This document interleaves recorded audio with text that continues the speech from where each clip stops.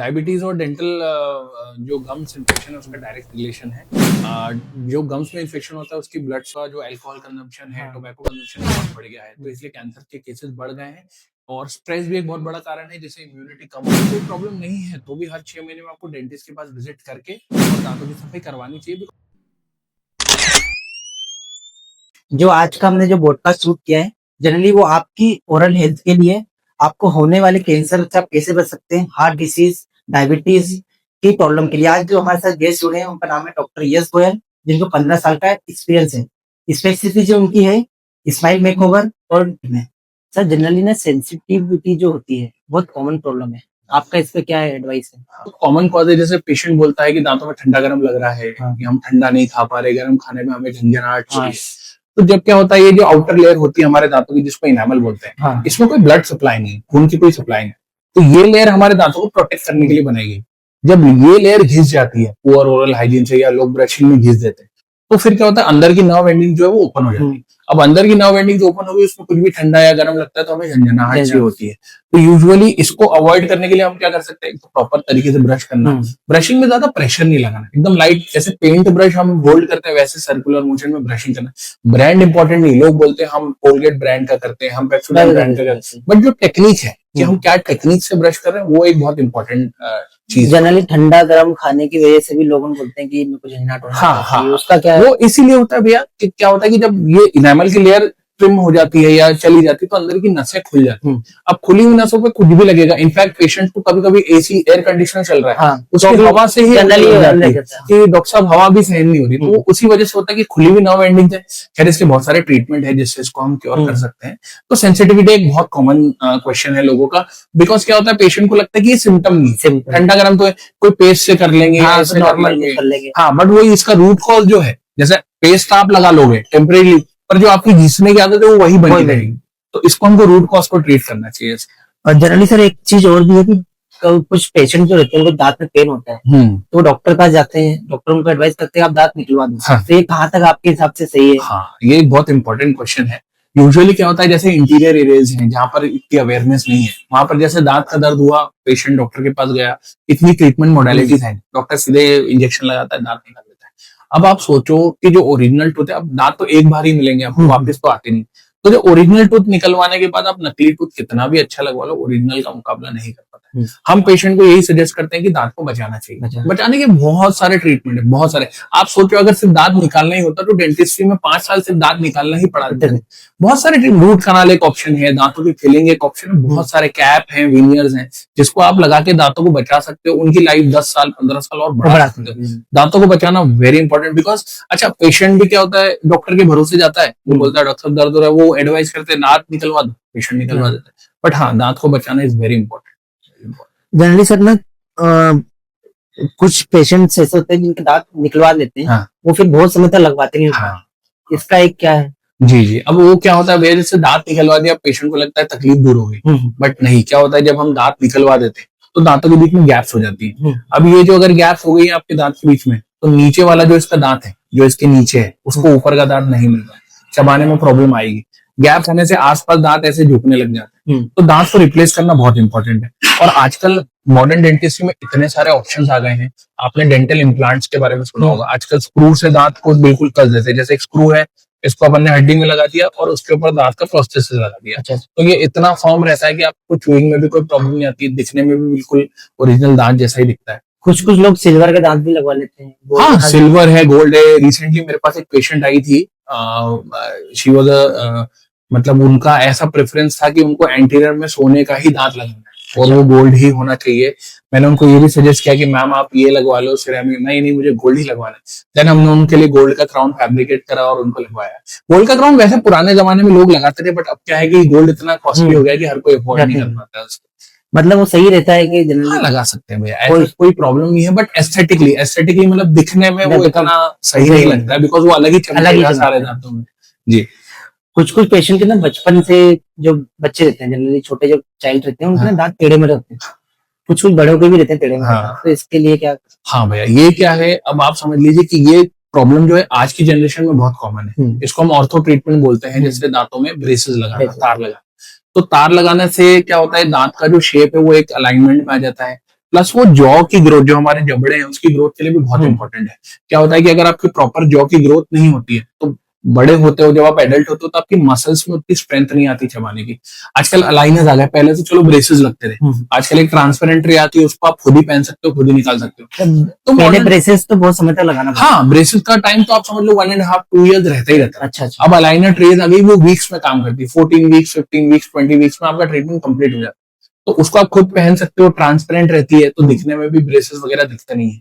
तो अलाइनर आज की तारीख में मॉडर्न डेंटिस्ट्री का बहुत इंपॉर्टेंट एस्पेक्ट है। सर जनरली ना हर पेशेंट को ना एक विजडम टूथ निकलता है, तो वो हर पेशेंट को जनरली निकलेगा हर बार। हाँ भैया, जैसे बेसिकली उसको अक्कल दाढ़ बोलते हैं, जो हम्म। आपने सुना होगा, और उसको अक्कल दाढ़ इसलिए बोला जाता है बिकॉज वो 17 ईयर्स के बाद आता है। हाँ, अब 17 ईयर्स के बाद वो कभी भी आ सकता है। बेसिकली अक्कल दाढ़ 4 होती है, 2 ऊपर 2 नीचे। अब किसी किसी को निकलती है, किसी किसी को प्रॉब्लम के साथ निकलती है, किसी किसी को बहुत इजीली इरप्ट हो जाती है। किस एज तक आ सकती है लास्ट?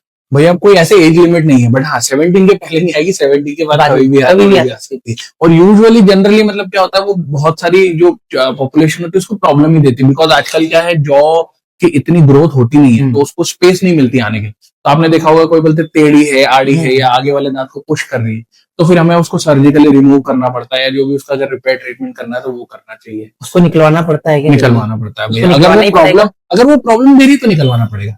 हाँ, कुछ केसेस ऐसे भी है कि जिनके पास दूसरे दांत नहीं है, तो उस अक्कल दाढ़ को हम एज अ उनके च्यूइंग टूथ यूज करके उसका सपोर्ट देके फिर दूसरा ट्रीटमेंट कॉज करते हैं। वो डिपेंड करता है कंडीशन पे, कैसी कंडीशन है पेशेंट की।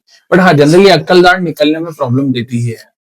सर जनरली ना ओरल कैंसर भी लिंक्ड है क्या? जनरली जेनेटिकली लिंक्ड है क्या? जेनेटिकली तो हम नहीं बोल सकते कि ओरल कैंसर लिंक्ड है, कि अगर हाँ आपके परिवार में किसी को हुआ है तो आपको भी होगा। बट क्या होता है कि ओरल कैंसर के पहले एक स्टेज होती है प्री कैंसरस कंडीशन, तो वो हम लोग उसको आइडेंटिफाई अगर कर लें तो उस चीज को हम लोग बहुत जल्दी इरेडिकेट कर सकते हैं। क्या डिफरेंस है ओरल कैंसर में बाकी और कैंसर से? देखिए क्या होता है भैया, बाकी सारे जो आपको बॉडी में कहीं भी कैंसर होंगे तो आपको उसका सिम्टम नहीं मिलता, या प्री कैंसरस कंडीशन को आप पहचान नहीं पाते हो। जनरली स्टेज 3, स्टेज 4 में पता पड़ती है। ओरल कैंसर में ऐसा है कि आप अपनी जो गाल की लाइनिंग है या होठ की लाइनिंग है उस पर देख सकते हो कि कहीं व्हाइट पैचेस तो नहीं है।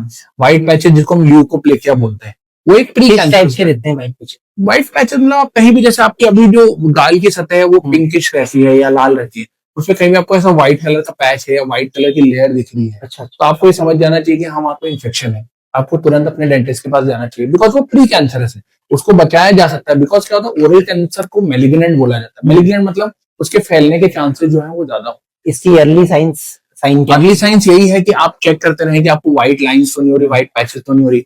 आपने देखा होगा बहुत सारे लोग जैसे जो टोबैको च्यूअर्स रहते हैं वो एक जगह पे तम्बाकू को रख लेते हैं। हाँ। अब वो जगह पे रखने से वहां की जो नर्व्स है वो नम हो जाती है, नम मतलब उनमें सेंसेशन खत्म हो जाता है, फिर वो व्हाइट होने लग जाती है। तो हम पेशेंट्स को यूजुअली बोलते हैं कि अगर आप अपनी हैबिट को नहीं छोड़ पा रहे, पहले तो छोड़ना ही है, पर नहीं छोड़ पा रहे तो एटलीस्ट जगह चेंज करोगे, कभी इधर रख लो कभी इधर, बिकॉज एक सिंगल जगह पे रखने पे कैंसर की प्रोबेबिलिटी बढ़ जाती है। जनरली बहुत सारे पेशेंट की ये कंप्लेन भी रहती है कि हम डेली ब्रश कर रहे हैं तब भी कैविटी उनको हो जाती है। इसका क्या रीजन? हाँ, बेसिकली पेशेंट्स आते हैं और यही क्वेश्चन करते हैं कि हम दोनों टाइम ब्रश करते हैं फिर भी हमारे दांतों में सड़न लग गई या कीड़ा लग गया। उसका सबसे मेन कारण है गलत तरीके से ब्रश करना, जो मैंने आपको पहले ही बताया था कि टेक्निक बहुत इंपॉर्टेंट है। कि आप अगर, अब जैसे जो टंग का एरिया है, जो ये आपके पीछे का हिस्सा होता है नीचे का, यहाँ पर क्या होता है, सलाइवरी ग्लैंड होती है। सलाइवरी ग्लैंड वो जो हमारे थूक को बनने में मदद करती है, तो यहाँ पे डिपोजिशन काफी हो जाता है, तो यहाँ का क्लीनिंग बहुत इंपॉर्टेंट है। तो ब्रशिंग टेक्निक प्रॉपर होनी चाहिए, नहीं तो कैविटीज डेवलप हो ही जाती है पेशेंट में। यूजुअली रात को ब्रशिंग नहीं करने पर भी वो एक कारण है कि कैविटीज हो जाती है। टीथ क्लीनिंग सही है क्या? टीथ क्लीनिंग बिल्कुल सही है और हर 6 महीने में या साल भर में आपको करवानी चाहिए। यूजुअली लोगों में एक मिसकंसेप्शन है कि दांतों को साफ कराने से दांत ढीले हो जाते हैं या दांत कमजोर हो जाते हैं, ऐसा कुछ भी नहीं है। दांतों को साफ करने के लिए हम लोग अल्ट्रासोनिक वाइब्रेशन यूज करते हैं, वो वाइब्रेशन से क्लीनिंग होती है जिससे आपके दांत बिल्कुल भी कमजोर नहीं होते हैं, और बल्कि दांतों और मसूड़ा का जो जंक्शन है वो मजबूत होता है। तो टीथ क्लीनिंग का एक बहुत बड़ा मिथ है, पेशेंट आता है बोलता है डॉक्टर साहब दांत साफ कराने पर हमने ऐसा सुना है या हमको किसी हमारे रिलेटिव ने बोला है कि दांत साफ कराने से दांत ढीले हो जाएंगे या कमजोर हो जाएंगे, बट वो बिल्कुल गलत है। दांत साफ कराने से दांत और मजबूत होते हैं, बिल्कुल भी ढीले और बिल्कुल भी कमजोर नहीं होते। हर 6 महीने में डेंटल विजिट करना चाहिए और लगे तो 6-8 महीने में क्लीनिंग कराना। जी बिल्कुल। सर होम ट्रीटमेंट डेंटल मतलब डेंटल चेकअप में कितना सक्सेसफुल है आपके हिसाब से? भैया होम ट्रीटमेंट के बहुत सारे स्टेजेस है। जैसे पेशेंट हमारे पास आते हैं वो बोलते हैं कि हमने यूट्यूब पे वीडियो देखा, फिट करके कुल्ले कर लो, या ये वाला तेल लगा लो या ऐसा कर लो तो इससे पेन रिलीफ हो जाएगा, तो उसको मैं रिकमेंड नहीं करता हूँ। होम रेमेडीज में आप ये कर सकते हो कि हाँ, प्रॉपर जो टेक्निक है ब्रशिंग की वो देख सकते हो नेट पे की कैसे करते हैं, और बाकी क्लीनिंग कैसे करना है, कितने टाइम करना है, वो एक होम रेमेडी में काउंट होता है। बट होम रेमेडी में ये सब काउंट नहीं होता है कि फिटकरी के कुल्ले कर लिए या सरसों का तेल हाँ। नमक लगा लिया है, उसको मैं पर्सनली रिकमेंड नहीं करता हूँ। बिकॉज क्या होता है भैया, किसी पेशेंट में वो ठीक है फायदा हो गया और किसी पेशेंट में उसका एडवर्स इफेक्ट हो जाता है। तो वो क्या होता है, आजकल रील्स देख के या यूट्यूब पे लोग हाँ ट्रीटमेंट ऑप्शन देख के काफी कुछ करने लगे हैं। जनरली जो पेशेंट्स होते हैं, जो टेबको एडिक्शन होते हैं, ड्रिंक करते हैं, ये करते हैं, तो उनका ना माउथ ओपन नहीं होता, जनरली रीजन क्या रहता है? ये भैया एक बहुत कॉमन कंडीशन है जिसको OSMF बोलते हैं, सब म्यूकस फाइब्रोसिस। इसमें क्या होता है, अभी आपने देखा होगा कि आपकी जो गाल की सतह है वो इलास्टिक है, काफी लूज है, तो इसमें अंदर व्हाइट कलर के बैंड्स बन जाते हैं जो फाइब्रोसिस क्रिएट करते हैं, जिससे मुंह खुलना बंद हो जाता है। आपने यूजुअली देखा होगा एक नॉर्मल इंडिविजुअल का 4 उंगली जितना मुंह खुलता है, जैसे ये आपकी 4 उंगली जा रही है, पर आपने देखा होगा 1 फिंगर 2 फिंगर हाँ लोग आते हैं तो उनका मुंह खुलना बंद हो जाता है। बहुत सारे पेशेंट की ये स्टेजेस आ जाती है कि वो नली से खाना खाना पड़ता है, बिकॉज खोलने के लिए चबाने के लिए हुई नहीं। तो वो एक OSMF फाइब्रोसिस करके कंडीशन है, जो कंटिन्यू सुपारी खाते हैं, तम्बाकू खाते हैं, तो उनके मुंह में बिल्कुल बैंड बन जाते हैं, और ये कंडीशन आगे जाके कैंसर का रूप भी ले सकती है। हाँ, ऐसा नहीं है कि इसका ट्रीटमेंट पॉसिबल नहीं है, ट्रीटमेंट ऑप्शन भी है। किस तरह से ट्रीटमेंट हो सकता है इसका? ट्रीटमेंट बहुत सारे हैं भैया। कंजर्वेटिव मैनेजमेंट भी हो सकता है, जिसमें हम कुछ इंजेक्शंस लगाते हैं, पेशेंट को कुछ फिजियोथेरेपिस्ट बताते हैं ओरल माउथ से रिलेटेड, जिसमें उनको कुछ एक्सरसाइजेस करनी होती हैं। हाँ, पर सबसे मेन इसका जो मेन कंडीशन है वो ये है कि आपको आदत को छोड़ना पड़ेगा।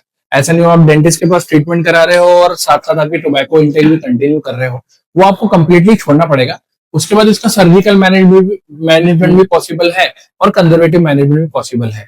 तो यूजुअली सब म्यूकस फाइब्रोसिस एक बहुत कॉमन कंडीशन है जिसके लिए पेशेंट आता ही है और बोलता है कि हमारा एक उंगली मुंह खुल रहा है, हमारा मुंह खुलना धीरे धीरे बंद हो रहा है, तो उसका कोई ट्रीटमेंट है नहीं। जनरली जो टूथपेस्ट होता है, कितना अमाउंट में टूथपेस्ट देना चाहिए ब्रश को? हाँ, अब यूजुअली क्या होता है भैया, इसमें जैसे बच्चे हैं, आजकल आपने देखा होगा बहुत सारे फ्लेवर में आ जाते हैं, बबल गम फ्लेवर। बच्चों को वो क्या टेस्ट में अच्छा लगता है ना, बच्चे उसको खाने लगते हैं। अब क्या होता है, फ्लोराइड का एक अमाउंट होता है, वही हमारी बॉडी के लिए सेफ है। अगर वो अमाउंट ज्यादा हो जाता है तो फ्लोराइड टॉक्सिसिटी हो जाती है। तो आपको बच्चे को, पेरेंट्स को खुद ही टूथपेस्ट डिस्पेंस करके देना चाहिए, और एक मटर के दाने जितना पी साइज अमाउंट जो है वो होता है। आपने देखा होगा लोग इतनी बड़ी किसी लेयर बना लेते हैं, दिखने में तो बहुत अच्छी लगती है वो, बिकॉज आजकल पेस्ट अलग अलग कलर्स में आने लगे हैं, बट एक पी साइज का जो अमाउंट होता है मटर के दाने जितना बराबर, वही अमाउंट लेना चाहिए और उसी से ब्रशिंग करना चाहिए। डेंटल फेयर भी है लोगों को जनरली, डेंटल करवाते नहीं है, बहुत इश्यूज रहता है, चेकअप नहीं करवाते हैं। क्या होता है भैया, जैसे जो हमारा सेटअप है, जैसे आप मशीन के बिना काम नहीं कर सकते, इंस्ट्रूमेंट्स है, मशीन है, तो वो देख के पेशेंट को फियर हो जाता है, यार इससे क्या करेंगे क्या नहीं करेंगे। और यूजुअली डेंटल फियर सबसे बेसिक जो होता है ना, वो एक दूसरे से कम्युनिकेट होता है कि मेरे फ्रेंड ने ट्रीटमेंट करा था, उसको बहुत ऐसा प्रॉब्लम हुई, तो हमें भी होगी क्या, ये कॉमन क्वेश्चन रहता है। तो अब हम उसके लिए हमारे पास कोई सोल्यूशन नहीं, बिकॉज हमें इंस्ट्रूमेंट के बिना काम कर नहीं सकते। हाँ, ये जरूर कर सकते हैं कि क्लिनिक में आप एक फ्रेंडली एटमॉस्फेयर क्रिएट करें, पेशेंट के साथ एक फ्रेंडली बिहेवियर आपका रखेंगे, तो पेशेंट बहुत कंफर्टेबल हो जाता है करवाने के लिए। जनरली कुछ पेशेंट ना बचपन से दांतों में गैप, मतलब जनरली मेरे भी है, तो इसका क्या है रीजन? गैप होने के बहुत सारे कारण हो सकते हैं भैया। यूजुअली क्या होता है, जैसे अब आपके दांतों में गैप है, तो यूजुअली क्या होता है कि आपकी स्पीच को प्रमोट करने के लिए दिमाग को इतनी जगह नहीं मिली, इसलिए थोड़ा सा बाहर, बट इसका ट्रीटमेंट पॉसिबल है। ऐसा नहीं, आजकल अलाइनर्स जो मैंने आपको भी बताया था वो आप लगा सकते हो, उससे आपकी जो गैप है, इसको नेगेटिव बोलते हैं, नेगेटिव एंटीरियर गैप बोलते हैं, तो ये नेगेटिव एंटीरियर गैप क्लोज करी जा सकती है अलाइनर्स के थ्रू, और वो आपका ट्रीटमेंट पॉसिबल। इसके कुछ साइड इफेक्ट है अगर नहीं करवाते हैं जनरली जो गैप? साइड इफेक्ट तो नहीं है, बट क्या होता है, जैसे जैसे एज प्रोग्रेस होगी, आपने कोई दांत निकलवा लिया, तो ये पैथोलॉजिक माइग्रेशन होने लगता है। माइग्रेशन मतलब दांतों की गैप और बढ़ती जाएगी विद एज। फिर क्या होता है, गैप और बढ़ती जाएगी तो फिर वो दांतों का सेपरेशन बढ़ता जाएगा। अब ऊपर गैप है नीचे नहीं है, तो बेचारे नीचे वाले दांतों का क्या दोष है, तो वो भी ऑक्लूजन आपका, जैसे ऊपर वाले दांत आगे रहते हैं, तो वो आगे रहना भी जरूरी है। जनरली अभी जैसे इंडिया में जनरली जो न्यू स्टूडेंट्स आते हैं, वो जैसे पास आउट हुए तो उन्होंने क्लिनिक डाल दिया, ये डाल दिया, तो उनके पास ट्रीटमेंट कराने से क्या इफेक्ट्स, और मतलब जनरली एक्सपीरियंस डॉक्टर्स में क्या फर्क आया? देखिए भैया, मैं ऐसा नहीं बोल सकता हूँ कि न्यू कमर्स को ट्रीटमेंट करना नहीं आता है, बट हाँ, डेंटिस्ट में प्रॉपर स्किल और प्रॉपर प्रिंसिपल्स, एथिक्स बहुत इंपॉर्टेंट है। आप अगर ऐसा सोचोगे कि बस मेरी डिग्री कंप्लीट हो गई और मैं फटाफट क्लिनिक खोल लूं, पेशेंट आने लग जाएंगे, पैसे देने लग जाएंगे, तो इट विल नॉट वर्क। पहले आपको आपके ट्रीटमेंट पे कॉन्फिडेंस होना चाहिए कि अगर पेशेंट मेरे पास आया कि डॉक्टर साहब दांत निकालना है या कल दांत की सर्जरी करनी, तो आपके अंदर इतना कॉन्फिडेंस होना चाहिए कि हाँ मैं वो निकाल सकता हूँ, हम्म, तो you can do, no problem. ऐसा नहीं है कि फ्रेशर वो नहीं कर सकते, बट हाँ प्रॉपर आप उसके लिए पहले स्किल्स जो है आपकी हम्म, प्रॉपर डेवलप करो, प्रॉपर प्रिंसिपल से काम करो। ऐसा नहीं पेशेंट, बहुत सारे लोगों का ये कंसेप्ट होता है कि यार पेशेंट जाना नहीं चाहिए, उसके लिए हम कुछ भी कुछ भी analytical कर दें, जानते सर, या उसके बजट में जो हो रहा है वो उसके कर बजट दें। में कर ऐसा दें। मैं ऐसा नहीं कह रहा हूँ कि आपको ओवर चार्ज करना चाहिए, हाँ, जो आपका एक अमाउंट है जो आपके ट्रीटमेंट में कॉस्ट करता है वो करना चाहिए, बट आपको एथिक्स से अलग नहीं जाना चाहिए। लोग प्रिंसिपल्स को हटाते हैं और कुछ भी प्रैक्टिस करते हैं, वो शॉर्ट टर्म डेंटिस्ट्री है। वो 5 महीने में पेशेंट वापस आपके पास आते ही है, या उसका कुछ भी जो एडवर्स इफेक्ट है वो पेशेंट को झेलना पड़ता है। हाँ अगर आप प्रिंसिपल से करोगे, एथिक्स से करोगे, तो लॉन्ग टर्म में वो ट्रीटमेंट आपको काफी बेनिफिट करता है। तो जो टीथ में दर्द होता है कंटिन्यू केमिस्ट से मेडिसिन लेके कंटिन्यू खाते रहते हैं, तो इस पे आपको क्या एडवाइस? अब ये केमिस्ट से मेडिसिन लेके खाना एक कोई प्रॉपर सॉल्यूशन नहीं है। हम क्या होता है, केमिस्ट से मेडिसिन ले ली तो हमें टेम्परेली पेन से रिलीफ हो जाता है, बट उसका जो रूट कॉज है, किस वजह से दर्द हो रहा है, वो रूट कॉज हम ट्रीट नहीं करते। उसका ये नतीजा होता है कि जब 2-3 महीने पेशेंट केमिस्ट से मेडिसिन लेके खाता रहता है, तो उसके बाद जब वो रूट कॉज इतना बड़ा हो जाता है, फिर उसको इमरजेंसी के लिए एंड में डेंटिस्ट के पास जाना ही पड़ता है। तो medicine is not a permanent relief, वो एक टेम्परेरी रिलीफ। टेम्परेरी जी हाँ जी। जनरली मैंने बहुत सारे पेशेंट में नोटिस किया है कि जिनकी बेड ओरल हेल्थ रहती है, तो उससे कैंसर होने के चांसेस रहते हैं क्या? हाँ, मतलब बैड ओरल हेल्थ से कैंसर होने का रिस्क ज़रूर रहता है।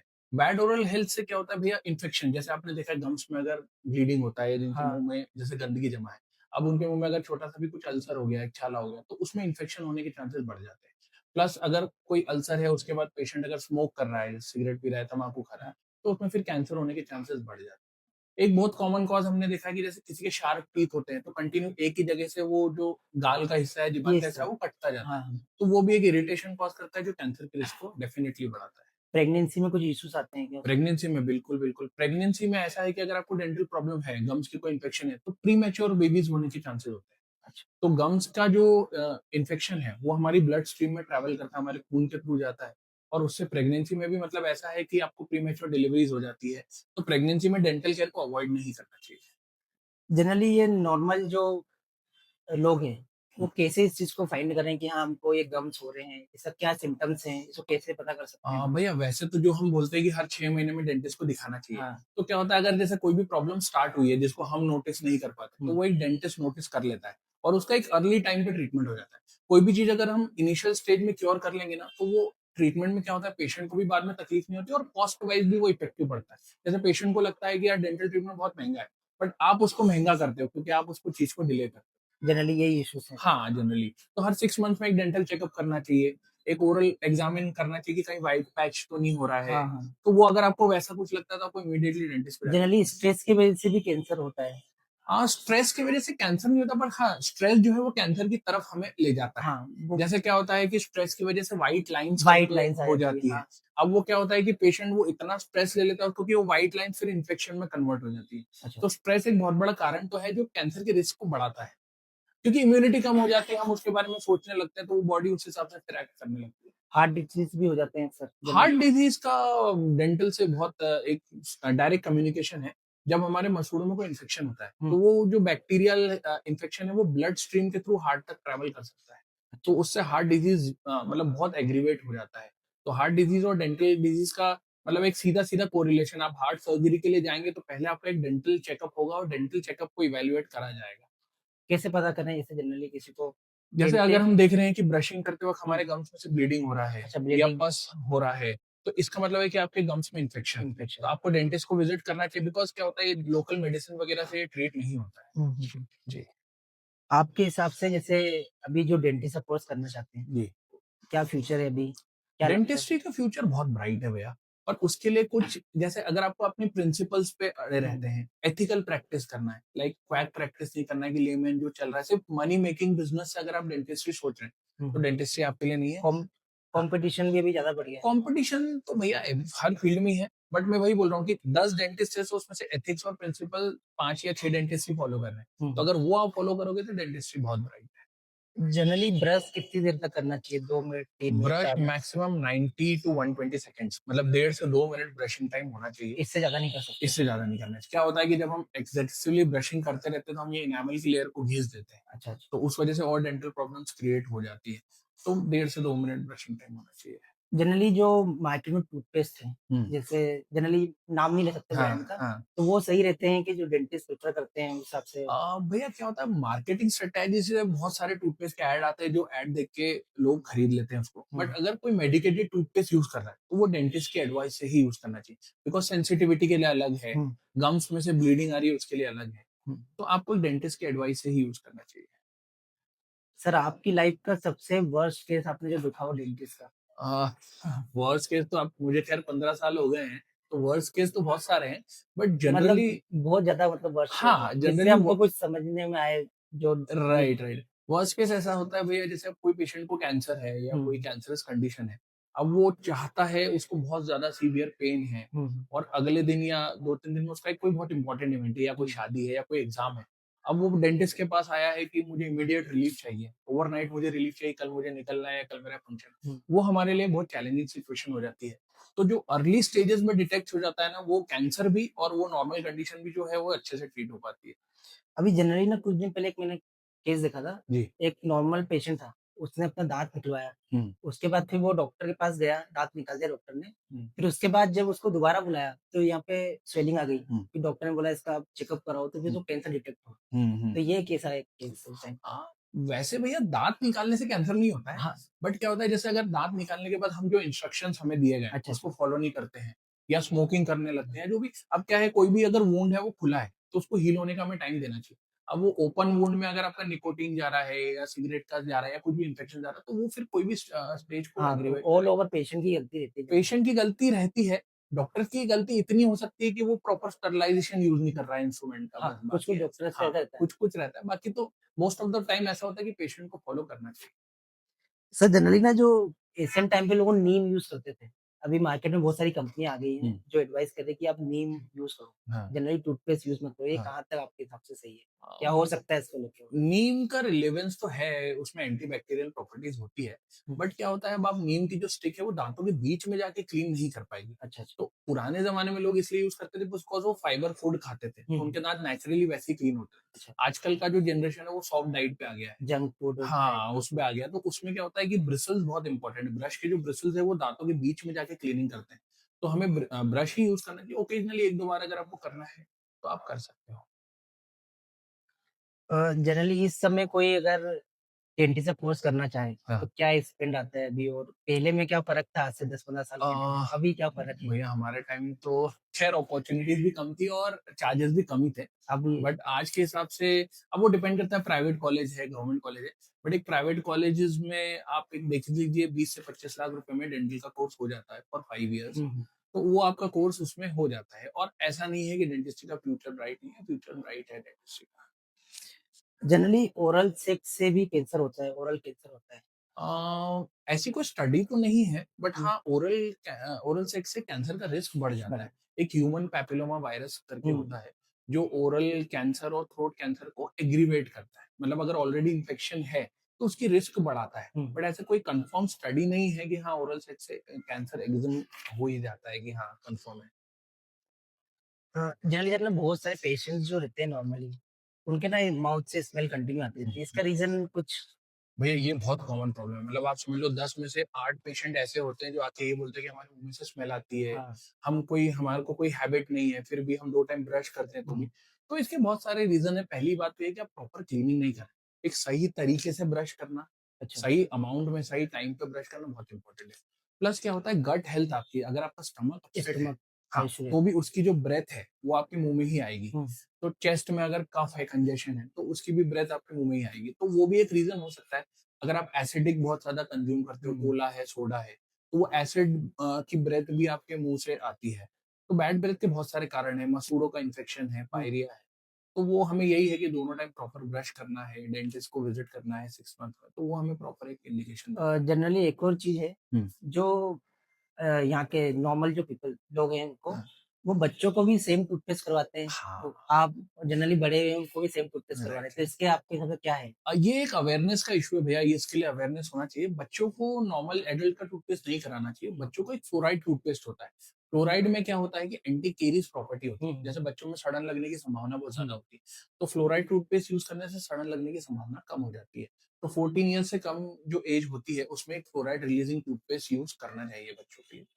जनरली कुछ कुछ जो बेबीज होते हैं हम्म। 1 साल 2 साल के, उनका इतना जनरली मतलब रहते ही है, हाँ नहीं खराब हाँ रहता है। तो हाँ। उसका क्या रीजन रहता है? भैया उसके बहुत सारे रीजन, एक जो सबसे कॉमन एक नर्सिंग बॉटल केरीज होता है, जब अच्छा अच्छा। बच्चे दूध की बॉटल से दूध पीते हैं हाँ। तो रात को जो दूध की लेयर है वो हमारे दांतों पे ही रह जाती है, तो वो हमारे सलाइवा के साथ मिक्स होके वहां पर सड़न हम्म। पैदा करती है। कुछ तो डॉक्टर एडवाइस करते हैं 5 साल बाद नए दांत आ जाएंगे, तो इससे कोई इशू नहीं है। नहीं नहीं नहीं, ऐसा नहीं भैया। मिल्क टूथ भी इम्पोर्टेंट है, बिकॉज क्या होगा, जैसा आपका मिल्क टूथ का स्ट्रक्चर रहेगा हम्म। परमानेंट टूथ भी वैसे ही आएगा। अब मान लो ये दांत में सड़न लग गई है, अब इस दांत के आने का जो समय है वो 10 साल है, बच्चे की एज 5 साल है, अगर आपने उसको निकाल दिया तो फिर वो 5 साल क्या करेगा। तो फिर कैसे करें उस बच्चे का, मतलब उस जनरली? बच्चे का ट्रीटमेंट होता है भैया मिल्क टूथ का, मतलब आपको जो भी है कैविटी हो गई है तो उसमें फिलिंग भी होता है, एक फ्लोराइड एप्लीकेशन ट्रीटमेंट होता है जिससे एक फ्लोराइड की लेयर दांतों पे लगा दी जाती है, जिससे कीड़े लगने की संभावना कम हो जाती है। तो मिल्क टीथ भी उतने ही इंपॉर्टेंट है जितने परमानेंट टीथ है। आपके हिसाब से एक आइडियल ओरल हेल्थ का कैसा प्लान कर सकता है एक नॉर्मल? आइडियल ओरल हेल्थ जो एक जनरलाइज पब्लिक के मतलब हाँ, लिए, मतलब जैसे हाँ मेरा जनरली रूटीन ऐसा रहे कि मैं सुबह उठता हूँ तो कितनी देर ब्रश करना जी चाहिए, जी जी क्या जी जी। करना चाहिए उसको लेकर? देखिए नॉर्मली लोग बोलते हैं कि ब्रश ट्वाइस अ डे, हाँ। मैं ऐसा कहता हूँ brush once a day once a night. रात का ब्रश बहुत इंपॉर्टेंट है। बोरिंग। यूजुअली क्या होता है कि हम डिनर करके सो जाते हैं और रात को ब्रश नहीं करते हैं, हम्म। तो जो फूड पार्टिकल्स हमारे दांतों में रह जाते हैं हम्म। उससे हमारे दांतों में सड़न पैदा हो जाती है। तो सुबह का ब्रश और सोने से पहले का ब्रश इज वेरी इंपॉर्टेंट।